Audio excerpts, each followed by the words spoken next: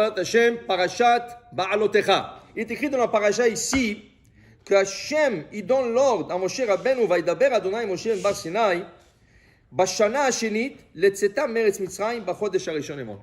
Bashana Hashenit, la deuxième année. Okay? Il dit ici, Bachodesh Harishon, le premier mois. Mazé Chodesh Harishon, c'est quoi le premier mois? Nissan. Nissan.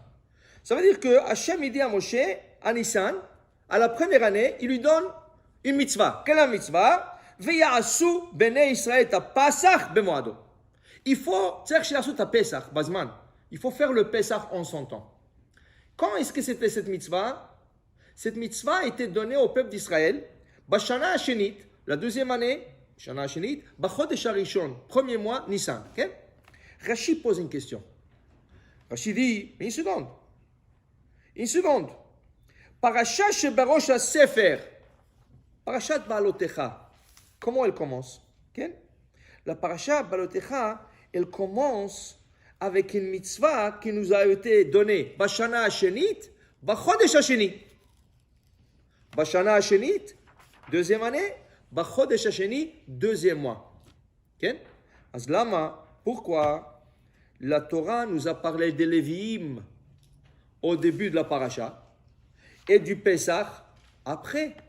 Si on va en ordre chronologique, qu'est-ce qu'il fallait faire d'abord? Parler du Korban Pesach, de la deuxième année, qu'il faut répéter le Korban Pesach, comme on a fait en Égypte en sortant, et après parler des Lévis. Rashi dit, au premier temps, Rashi dit, tout d'abord, de là tu apprends qu'il n'y a pas d'ordre chronologique dans la Torah. La Torah n'a pas d'ordre chronologique. Donc les événements ne sont pas placés en ordre, comment ils sont arrivés. Okay? Ça c'est une chose. Deuxième chose, dit Rashi, lama lo patach bazo, pourquoi on ne parlait pas de Pesach au début de la Ba'alotecha? Au début de la Ba'alotecha, parle de Pesach. Pourquoi on ne parlait pas? Dit Rashi, mipnei shu gnotan shel Israël. Ici, il y a quelque chose qui n'est pas à l'honneur du peuple d'Israël. Qu'est-ce qu'il y a ici? Makarapo. Il dit Rashi, mipnei shekol arba'im shana shayu Israël bamidbar lo ikrivu et Pesach el hazeh bilvad. Arba'im shana lo asu Pesach. Alors quel Pesach ils ont fait? Ils ont fait Pesach b'yitziat Mitzrayim, quand on est sorti d'Égypte, ils ont fait le premier Pesach. Sans le Korban Pesach, on ne serait pas sorti, parce qu'il y avait le malach qu'il fallait qu'il frappe. La maison, il n'y avait pas le sang sur le montant de la maison. Okay? La Shana Hashenit, ou Amar Lahem, il leur a dit, Va'asu ta Pasach, ta'asu ta Pasach. Comme Shana Shavra, comme la dernière année, faites le Pasach. Et à partir de la 12e année, pendant 40 ans, ils ne font pas le Pesach. Pourquoi ils ne font pas Korban Pesach? La malo. Pourquoi? Okay? Parce qu'à Korban Pesach, il y a une mitzvah. Vechol arel lo yochal bo. Celui qui n'est pas circoncis ne peut pas manger Korban Pesach. Et pendant 40 ans, le peuple d'Israël ne s'est pas circoncis dans le désert. Jusqu'à qu'ils arrivent à la frontière d'Israël, et Hachem dit à Yoshua, stop! Où tu vas? Voilà, tu vas me rentrer ce peuple-là en Israël? Personne n'est circoncis. Afrad lo asa brit milat, alors on va qu'ils en Israël. Ils ne rentrent pas en Israël. Tu as ça là, une brit milat, fais-leur la circoncision, après ils rentrent en Israël. Imaginez-vous, il fallait circoncire 1 million et quelques de personnes, un jour. Tac, tac, tac, tac, tac, tac, tac, tac, tac. Okay? Il fallait, sinon, ils ne rentrent pas en Israël. Le Navi, c'est écrit dans le livre de Yoshua. Il a pris tout le prépuce, Kola Orlot ou la Kachotam, il a fait un monticule de prépuce. Vous savez que le prépuce, c'est un morceau de peau. Dans le désert, Simetzebachom, ouf, quelle odeur ça fait. C'est écrit dans le livre de Yoshua qu'Akadosh Baruch Hu, quand il a senti l'odeur monter de ce monticule de prépuce, c'était pour lui le meilleur sacrifice qu'on aurait pu le sacrifier devant lui. Baruch Hashem. Finalement, après 40 ans, ils font la circoncision. Tu comprends? Finalement, 40 ans, ils n'ont pas. Lama. Pourquoi ils n'ont pas fait la circoncision 40 ans? Qu'est-ce qu'il y a? Pourquoi? Rami explique. Parce que quand tu fais la circoncision, tu ne peux pas déplacer le bébé 3 jours. Pendant 3 jours, le bébé doit se reposer. Okay? Okay? Il doit se reposer. Maintenant, toi, tu ne sais pas. Toi, tu es dans le désert. Et des fois, Hachem te dit, hop, il faut voyager. Alors, dans la paracha ici dans la paracha Balotra, vous allez voir, il y a des endroits où ils sont restés 1 an. Il y a des endroits où ils sont restés 2, 3 mois, 1 mois. Il y a des endroits où ils sont restés Yom Echad, 1 jour. Et Hachem leur dit, vous êtes arrivés hier, hop, voyagez. Comment on peut voyager si on circoncis un bébé? On ne peut pas, c'est dangereux pour le bébé. Alors ils ont dit, puisqu'on ne sait pas quand on voyage, on ne fait pas la circoncision à personne. Pendant 40 ans. Sauf la tribu de Lévi. La tribu de Lévi, c'est la seule tribu qui a continué à faire la circoncision avec Emouna. Ok? Aval, la Gemara nous explique. La Gemara nous explique dans Masechet Shabbat, la nouvelle génération, celle qui est rentrée en Israël, la nouvelle génération, celle qui est rentrée en Israël, ils vont être fidèles à cette mitzvah à 100%. Et Tosfot nous compare entre la mitzvah de la circoncision, Brit Mila, et la mitzvah de Tefillin. Brit Mila, Tefillin. Qu'est-ce qui est plus fort? À votre avis, qu'est-ce qui est plus fort aujourd'hui? Brit Mila. Le gars, il est ni Shomer Shabbat, ni Shomer Kasher, Ken, ni tout ce que tu veux. Des fois, Hasve Shalom, même pas Kippour, même pas Pessah. Le Brit Mila, jamais de la vie. Brit Mila. Le gars, il est marié avec une Goya. Non, il faut circoncire. Non, Brit Mila, moi, ça ben chili, moi, sur le Brit Mila.